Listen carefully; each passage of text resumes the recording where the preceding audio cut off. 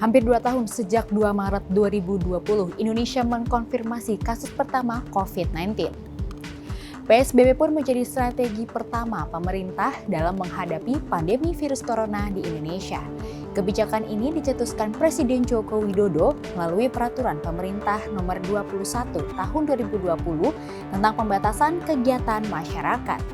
Meski telah beberapa kali berganti nama menjadi PSBB transisi, PPKM, PPKM Mikro, PPKM Darurat, hingga PPKM dengan level 1 hingga 4. Pada dasarnya, kebijakan ini tetap mengatur pembatasan kegiatan masyarakat mulai dari bidang keagamaan, sosial dan budaya, transportasi, tempat kerja, dan tak terkecuali pendidikan. Dalam hal ini, pendidikan dipaksa dengan cepat untuk mengubah sistem pembelajarannya, yakni dari konvensional menjadi digital. Lantas apakah digitalisasi pendidikan ini hanya menjadi tren pandemi atau justru bahkan bisa dilanjutkan pasca pandemi? Kegiatan belajar dan mengajar di Indonesia kini harus melibatkan berbagai produk digital. Sebut saja Zoom, Microsoft Teams, hingga Google Meet menjadi aplikasi yang tidak asing di kalangan para pelajar dalam menimba ilmu atau bahkan untuk bersosialisasi bersama teman-temannya. Lalu, apakah sebelum pandemi, para pelajar belum menggunakan produk digital? Buktinya adalah tidak. Mereka sudah mengenal produk digital lantaran mencari informasi dalam belajar sudah dibantu dengan internet. Jadi, apakah transformasi pendidikan sekarang memang merupakan produk pandemi? Atau justru merupakan kolaborasi antar pandemi dengan era 4.0 yang sudah ada sebelumnya? Itu sudah lama sebenarnya diperkirakan akan terjadi seperti ini ya. Tapi memang kan kesadaran orang ya untuk bisa memanfaatkan teknologi pembelajaran itu memang beda-beda ya. Saya mencatat mungkin tahun 2003 gitu sudah mulai ada e-learning, virtual class begitu. Tetapi memang kalau saya lihat perjalanannya di Indonesia ini sangat lambat ya. Nah, ketika ada pandemi, nah itu menjadi men-trigger ya, membuat proses pembelajaran digital itu menjadi semakin cepat gitu. Saya lihat penggunaan internet juga peningkatannya lebih dari 40% selama masa pandemi ini.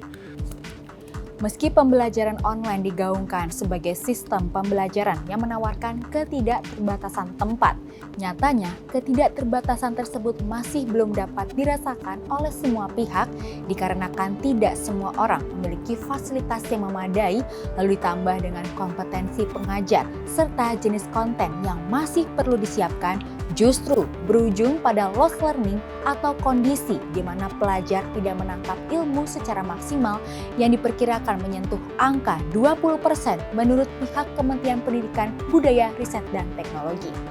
Sejumlah kasus negatif seperti putus sekolah, kekerasan dalam rumah tangga, pernikahan muda juga ikut mewarnai pemberlakuan sistem pembelajaran digital ini.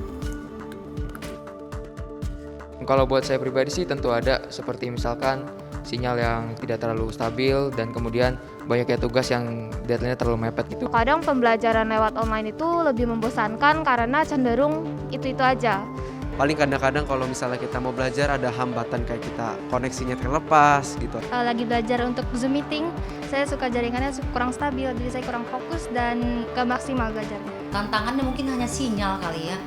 Sinyal itu kadang-kadang kan agak gangguan. Bagaimana cara guru untuk dapat belajar teknologi yang masih baru ini, yang tadinya kita belum tahu, tapi di masa pandemi ini kita harus tahu seperti itu. Kita harus menghadapi lost learning peserta didik, di mana para peserta didik itu kehilangan beberapa materi.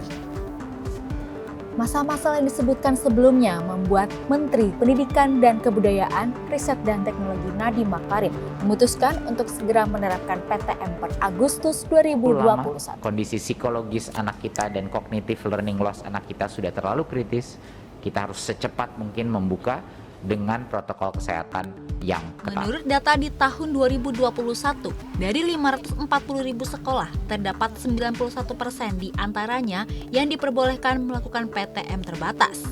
Permasalahan seperti ketidakmerataan fasilitas juga terjadi pada proses pembelajaran PTMT atau yang dapat dikatakan sebagai pembelajaran hybrid ini.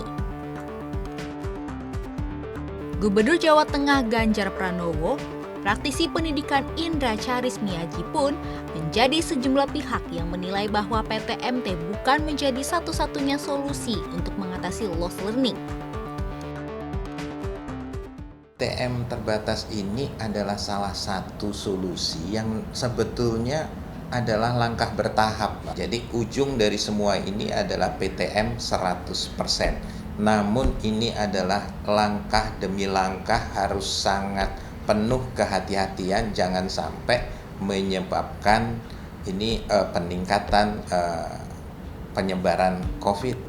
Berdasarkan SKB Menteri terbaru, pembelajaran tatap muka terbatas kini tidak boleh dilarang oleh pemerintah daerah dan wajib dilakukan oleh seluruh sekolah yang telah memenuhi persyaratan. Hal ini tidak menutup kemungkinan akan tujuan akhir dari kebijakan PTMT terbatas, yakni PTM 100% atau konvensional. Impian PTM 100% itu sendiri juga diklaim tidak menghilangkan penggunaan tren digitalisasi atau penggunaan teknologi dalam bidang pendidikan.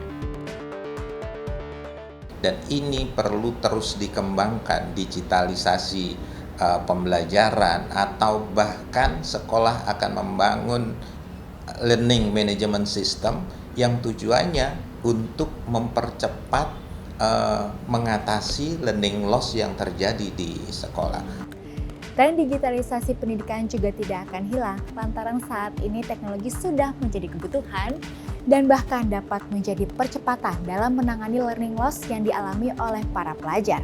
Oleh karena itu, untuk mewujudkan hal tersebut, langkah yang perlu dilakukan bersama adalah tetap menerapkan protokol kesehatan serta mendukung pemerintah dalam menyiapkan sistem manajemen pembelajaran yang tepat ke depannya.